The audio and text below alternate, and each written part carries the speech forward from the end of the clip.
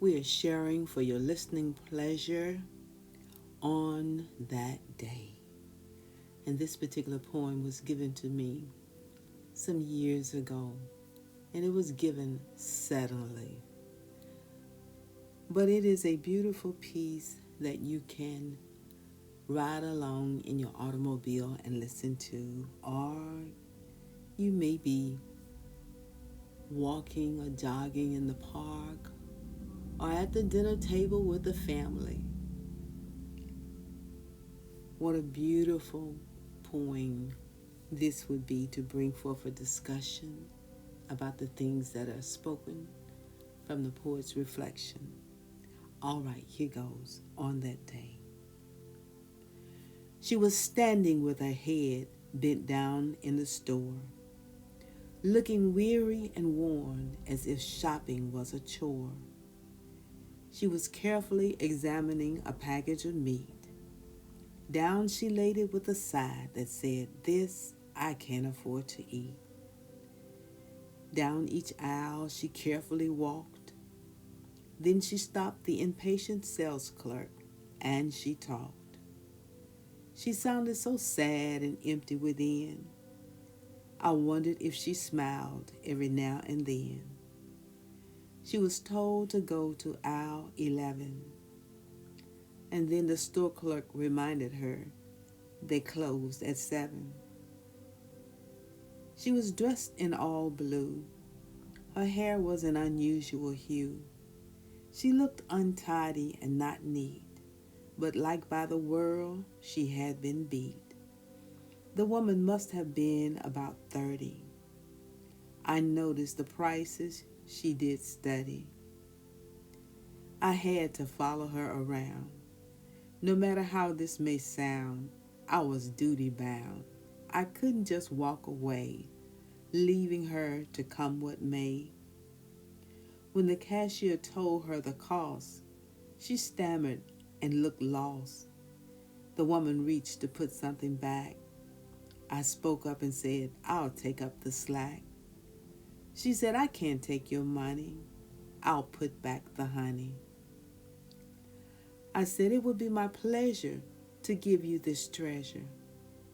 I would love to brighten your day. Allow me to have my way. Please let me pay."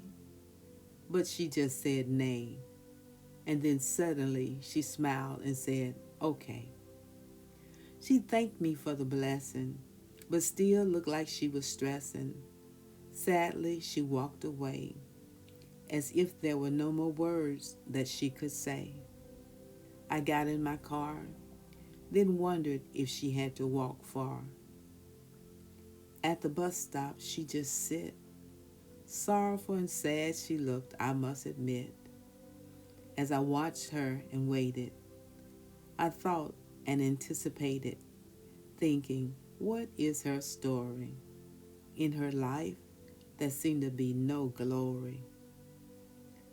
The sun was going down as the evening breeze blew. Under the park bench, she pulled out a blanket, and around her it she threw. Bending her shoulders and leaning her head down, from the side of her face, I could see a little frown. On that day, it was getting dark. Then I realized she was going to sleep in the park. Tears began to roll down my face. I wanted to share with her my grace. As the night set in, it started raining. In my heart for her, I was painting. How much more could I stand to see? This woman was as needy as could be. People walked and just passed her by.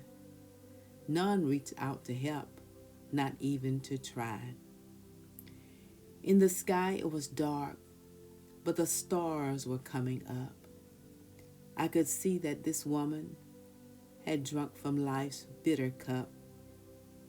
Then it began to rain and the wind began to blow.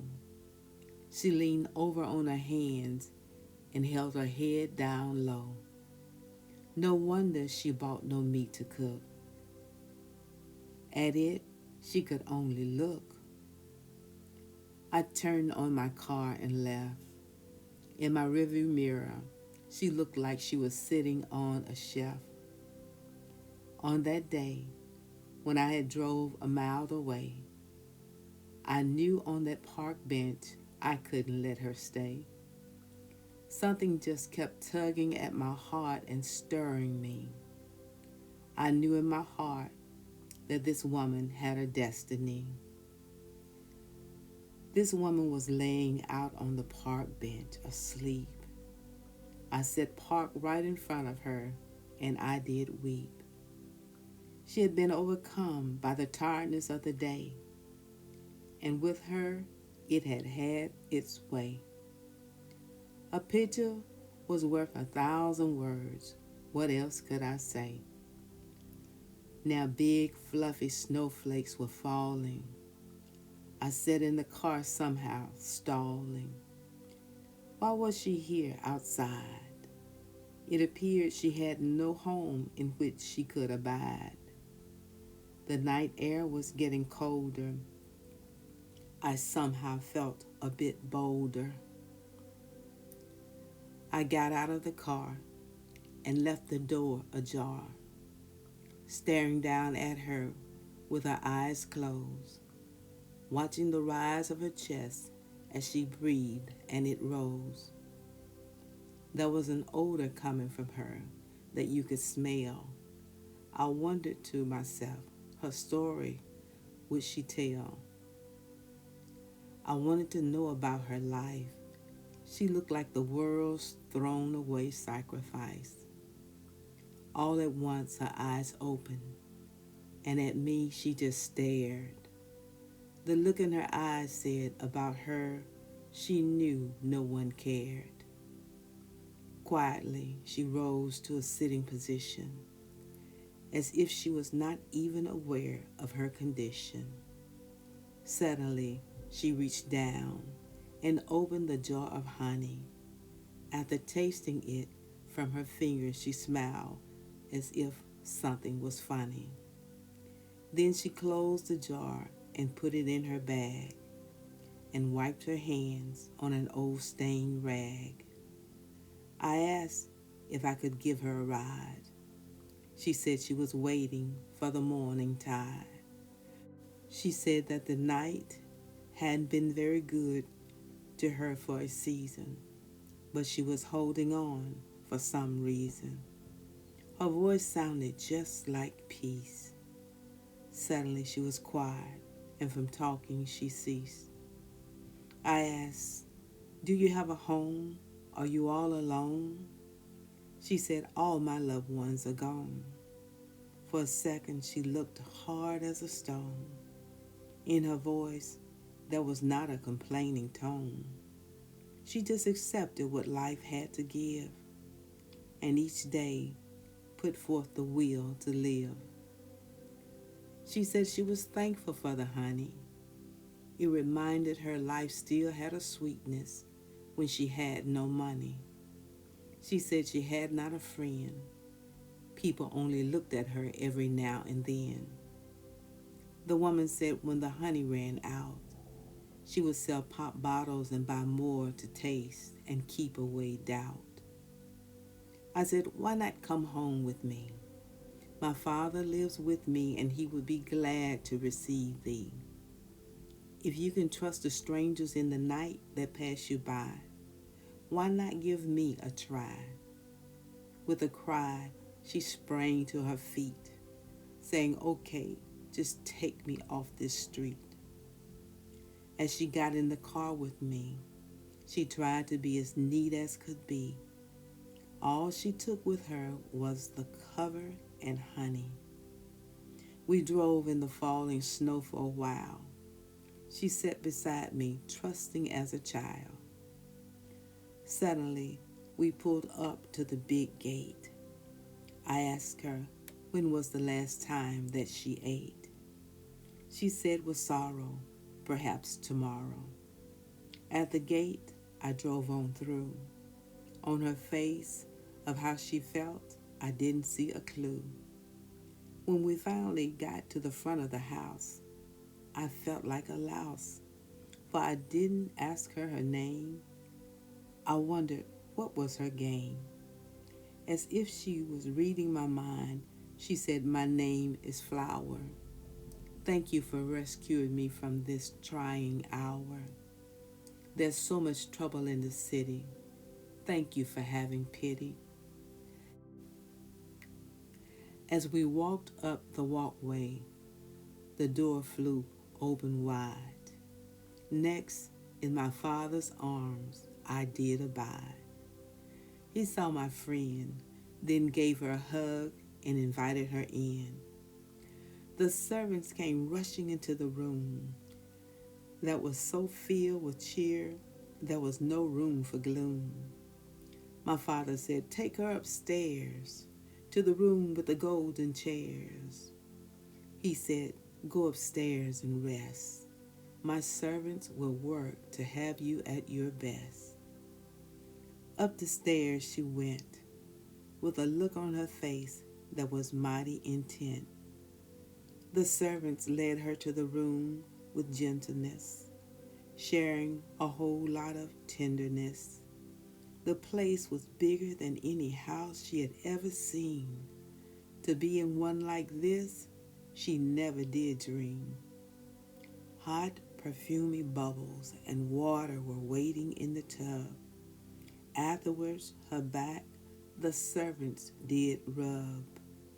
On her back were a whole lot of scars. The servants reached for the apothecary jars. They poured in the fragrant oil, and she was relieved of her toil. Next, she was seated in a beautiful golden chair.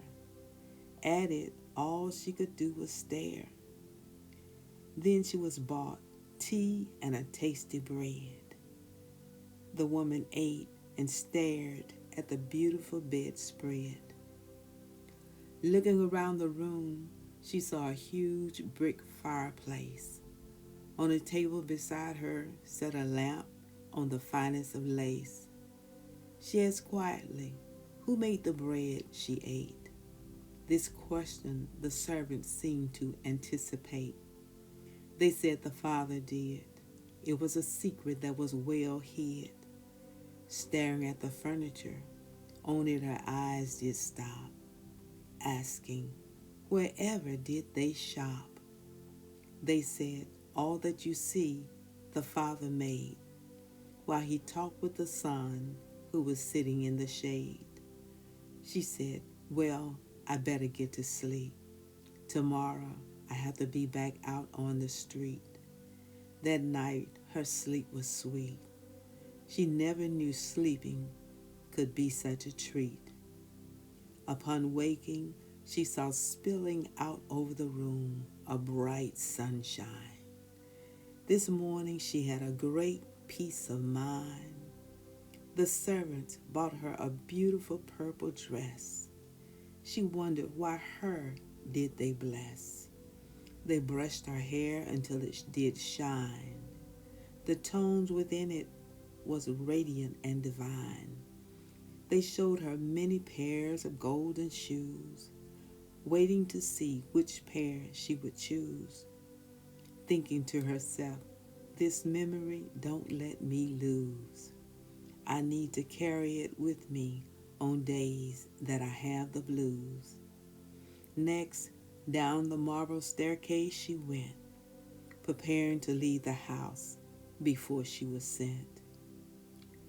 She kindly thanked the Father and the Son, saying this has been more than fun.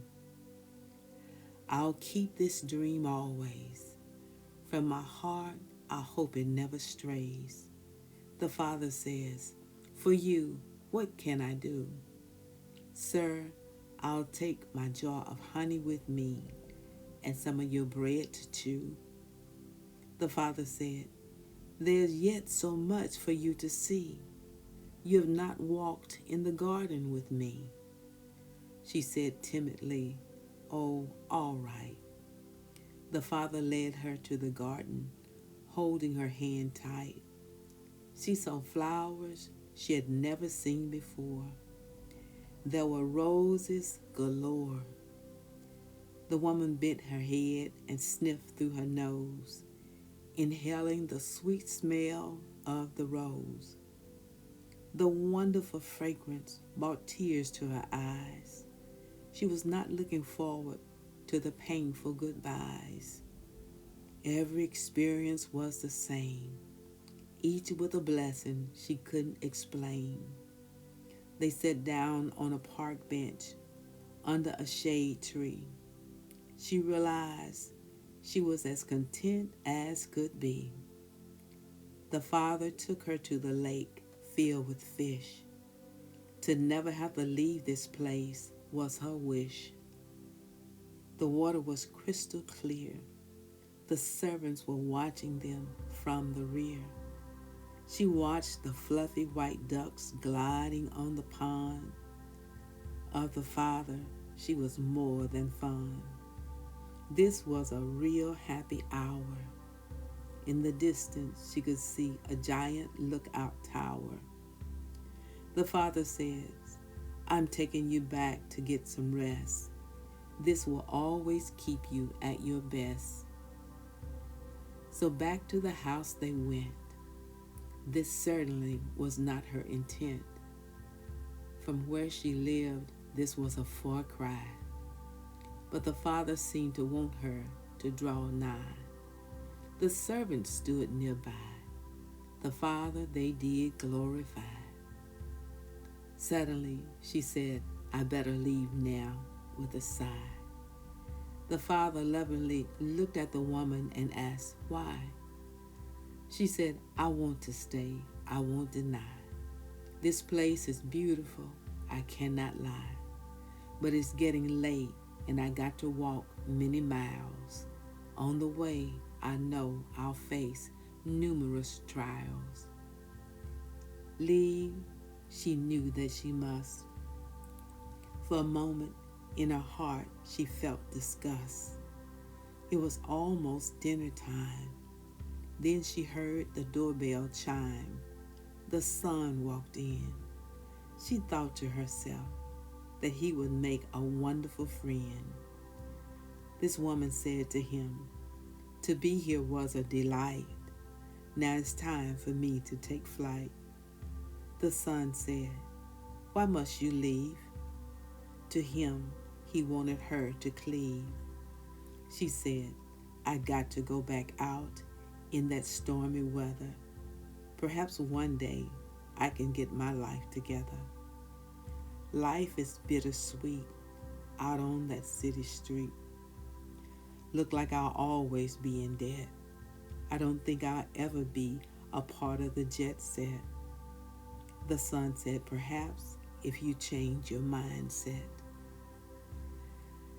And that old world, just forget. Why do you want to walk that cold street that's raining down freezing sleet? Don't you want a life that's blessed? You don't have to live and be stressed.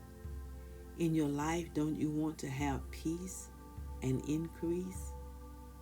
The father spoke up and said, "It's time for dinner." He had a way of making her feel like she was a winner. She was helped to the table, even though to walk she was able. The father she did commend, while thinking about her bitter end. For her, did life have to be this way? Could there ever be a better day? On crumbs she had to depend. Her life she constantly had to defend. But thank God for the honey every now and then. She hoped to have some with her until the end. Upon the woman came a spirit of weariness. In her heart there was great sadness. She started to remember what happened to her last September. She had faced a great ordeal. For 3 days she had not a square meal.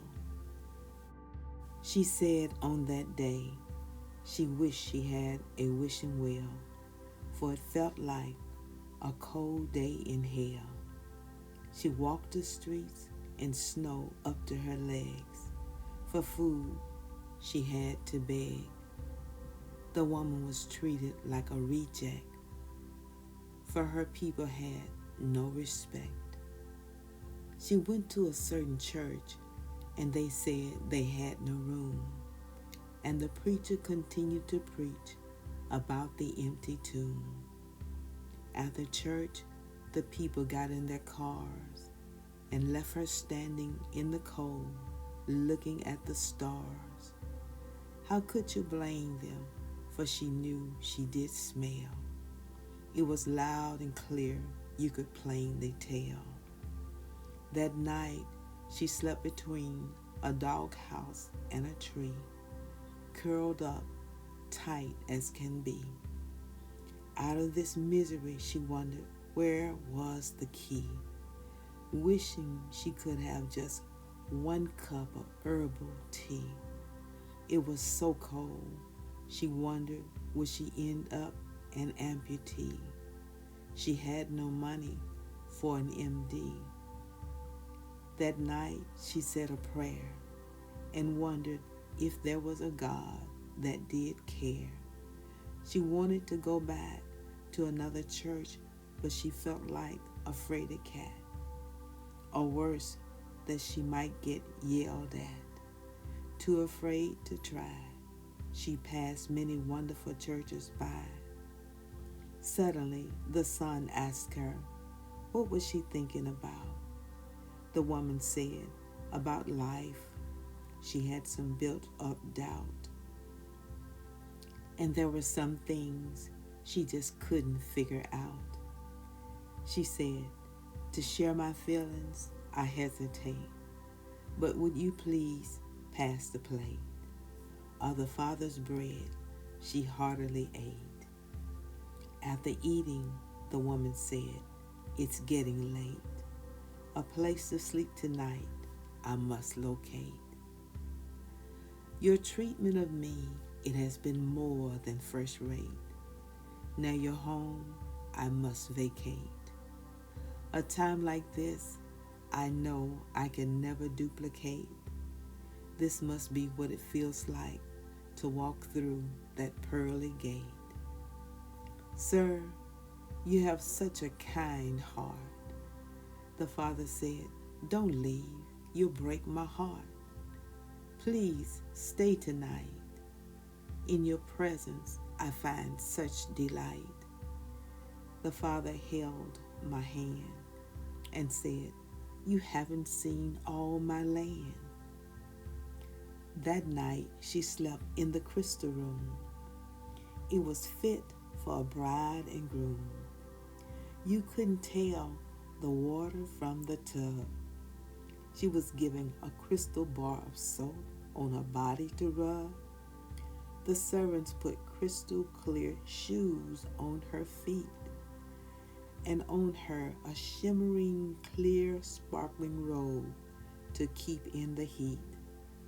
The whole room was of clear crystal gold, bed covers and all. On the floor was fluffy clouds of diamond-colored rugs to break her fall. Afterwards, with tea and bread, she was well fed. She snuggled down in the bed. The servants opened the curtains, and she saw the big flakes of snow that fell outside the window. The night was overcast in a golden glow. When she thought things couldn't get any better, the servants reached in a drawer and pulled out a letter. It read, I want to light a fire in your heart to give you a brand new start. The fireplace was lit with a flame of fire that looked like the sun's eyes. The woman fell off to sleep, looking at the skies. The next morning, music was flowing all through the air. In her heart, there was not one single care. Breakfast was served to her in bed on a clear golden tray with crystal clear water and bread, with a note that she silently read.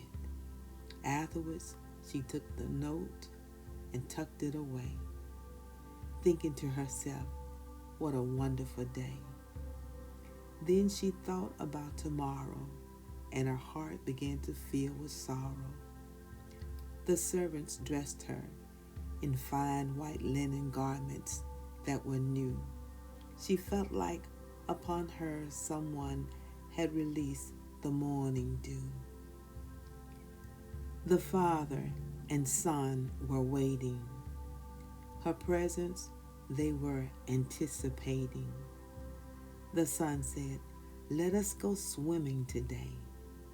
The woman said, "Last night I saw the snow have its way.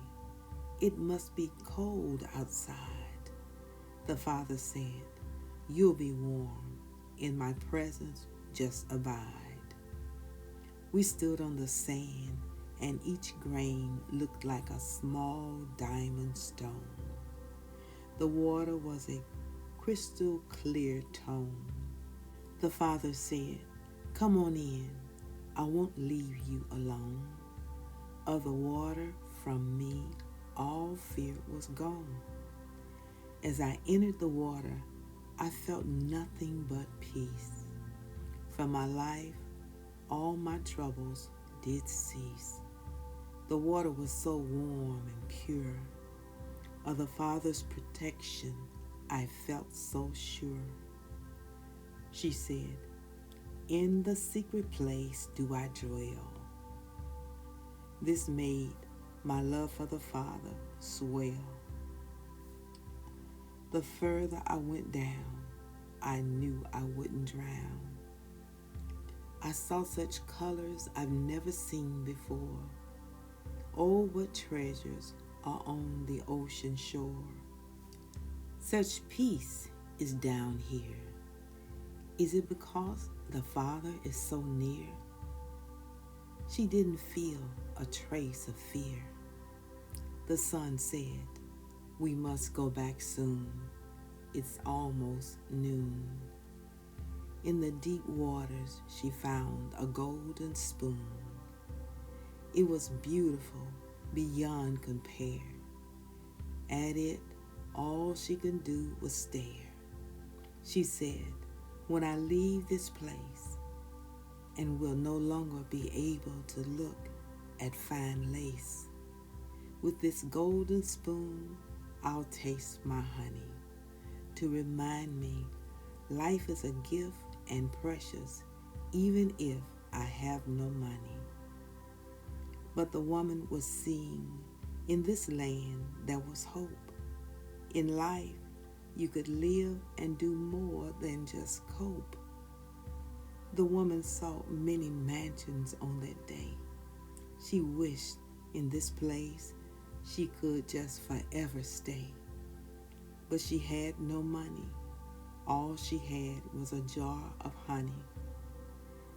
Tomorrow, she was determined to pack her bag.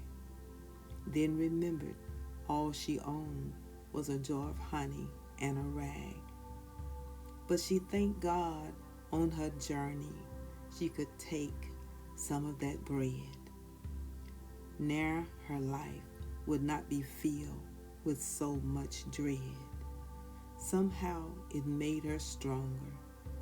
Perhaps with it, in this world, she could endure longer. After dinner, the Father and Son left her in the servant's care. With her, some special things about the Father and Son they would share. They took her to the Father's special library to look. She was filled with wonder as she stared at each book. She pointed to a big book that was under lock and key, asking excitedly, "Whatever is in this book, please tell me." The servants looked at each other. Should they reveal what was under the cover? They said, "The names of everyone who passed you by without even giving out a sigh. The ones who made you cry to help you, they didn't even try.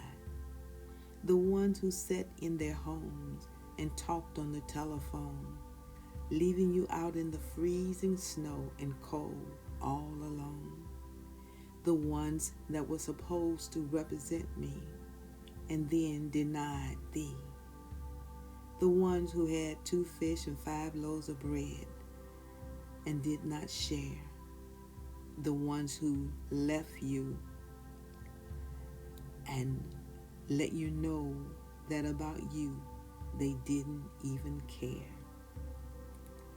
The ones who didn't care about your well-being, disregarding what their eyes were seeing. The ones who did preach and teach, but for you they did not reach. The ones who did not give you enough money for 1 jar of honey. The ones who laughed and made fun of you. The ones who picked up rocks and threw. The ones who told you to go get a job and called you a slob. The ones you asked for a ride, who said in their cars you were not good enough to abide. The ones who knocked you aside when you were feeling so tired. The ones who said they belong to me and yet gave you such misery. You went to them for light and they gave you no sight. The ones who passed you by and didn't even utter for you a prayer when they knew I had so much love to share.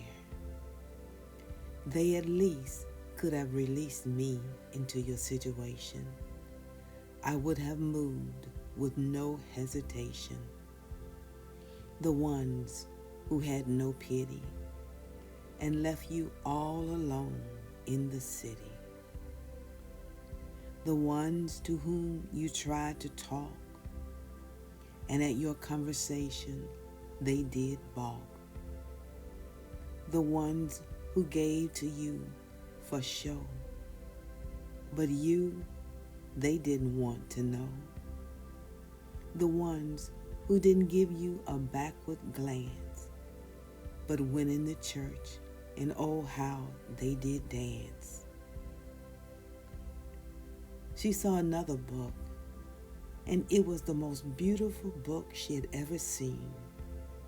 Looking at it with her eyes that were keen, she asked what this book said.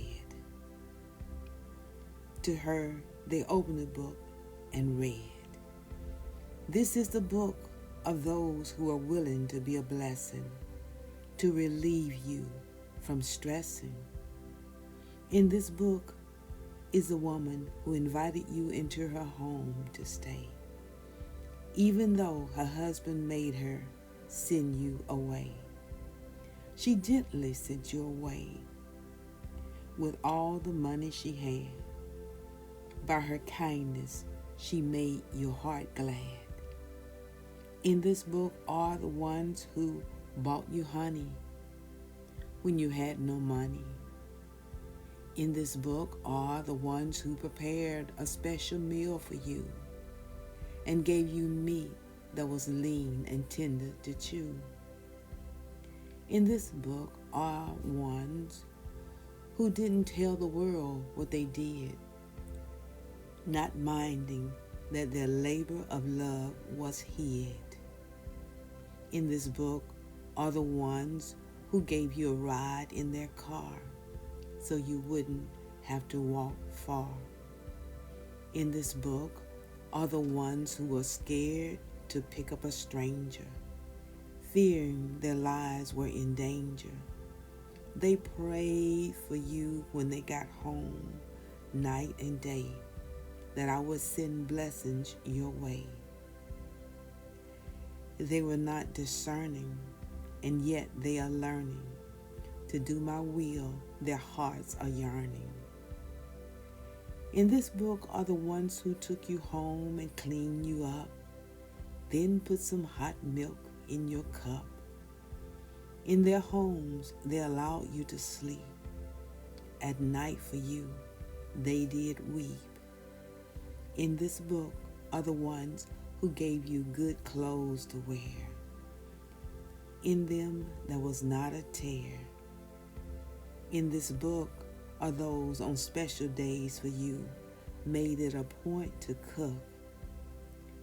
They didn't always go by the calendar on the wall, but went forth as often as God told them to give you their all. Some were in pain, their bodies were feeling the strain, but cook they did. From the master's call, they never hid. In this book are the ones who never saw you, but gave to others for the work for you they were graced to do. In this book are listed each cheerful giver, about giving to those in need. They didn't quiver. In this book are those who treated you kind, and to your presence they were not blind. In this book are those who reached out a helping hand to help you to stand, those who gave you encouragement and didn't sit back doing nothing in contentment. The woman looked around from book to book. Tears fell down her face and her shoulders shook. She saw a beautiful purple book laying on lace. With her fingers on the book, the design she did trace. The servant said, "That is a book when you were 11, the year your mom died and went to heaven. In this book are all the people who had contact with you. All to you they said, and all they did do. Your teachers are listed here, those who caused your heart to fear, and the ones who gave you cheer.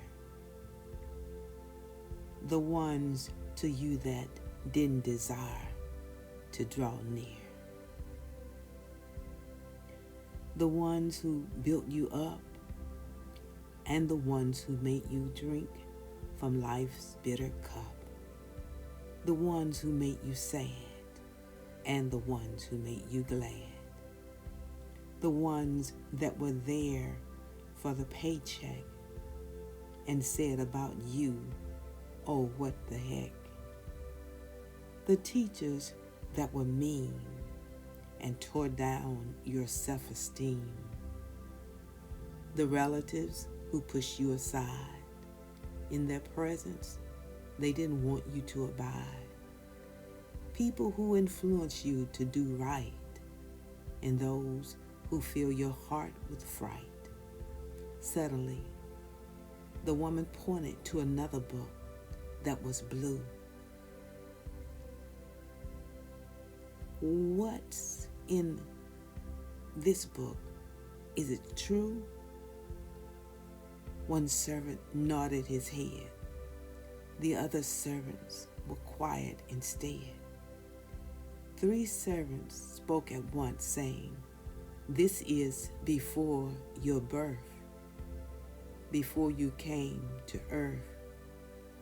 Later it shall be revealed, for now it is sealed."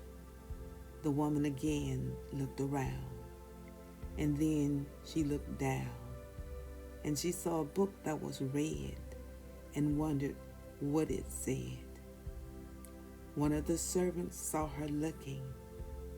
In her mind, he knew what was cooking. He said, "In that book is listed those who stole from you, leaving you without bread to chew. Men in high places that sit among the races.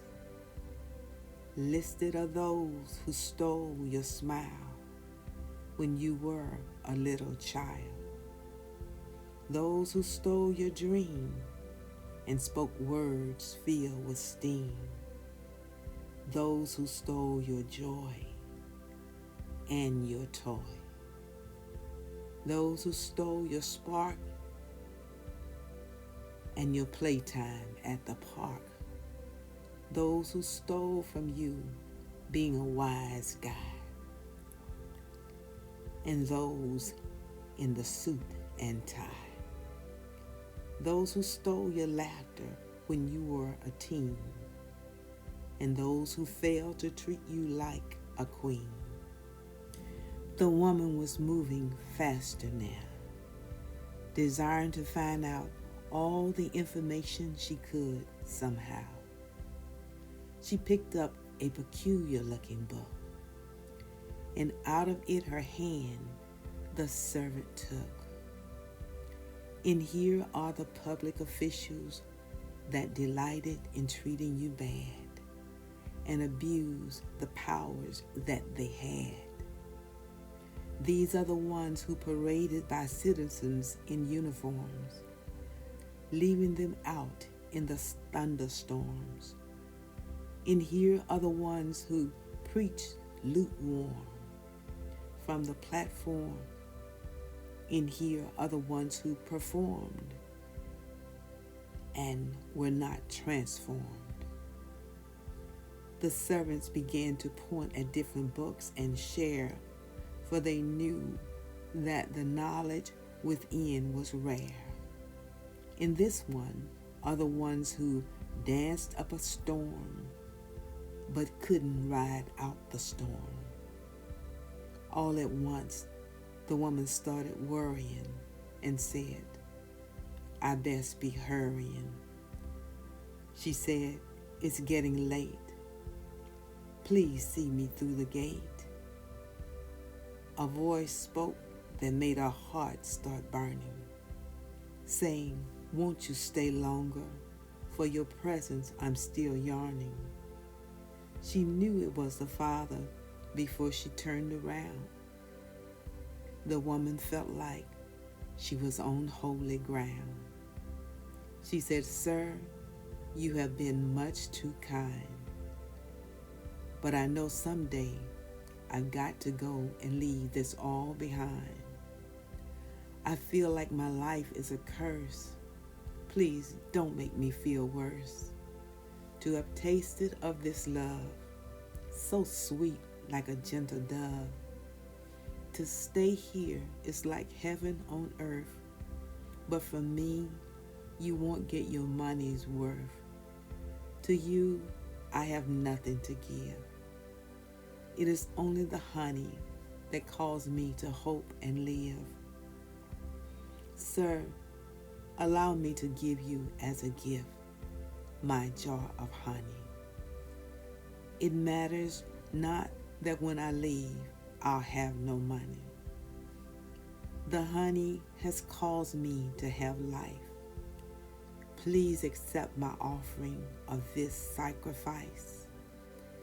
On her shoulder, she felt a hand. It felt like the son of this man. She turned around to see his face, wanting to remember every trace. But all she could see was glory. Then he said, "Let me tell you a story.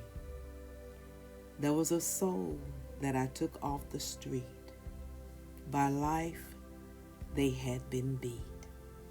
I brought them to my father's home to stay.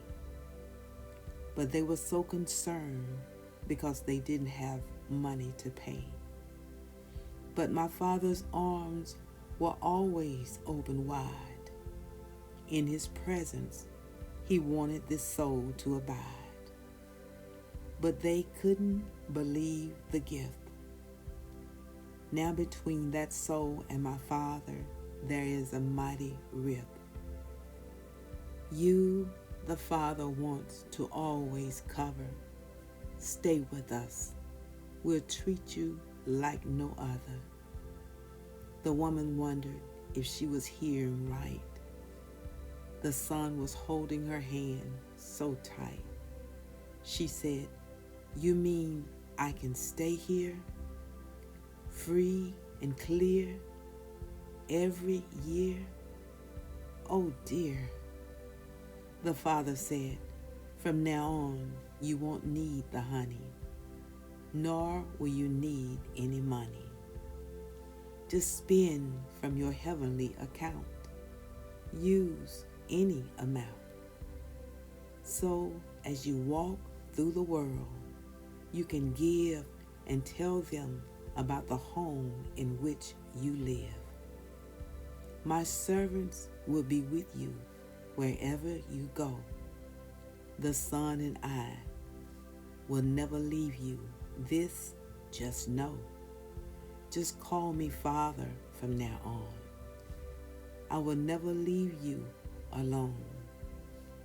The son said, "It is time for you to go to bed, but first have some tea and bread." She said, "But Father, I want to serve. I don't want to just stand back and observe." He said, "First enter into my rest so you can be at your best. Then you can go forth tomorrow to relieve men's hearts of their sorrow. Tell them that I live and that I got a whole lot to give." This has been On That Day.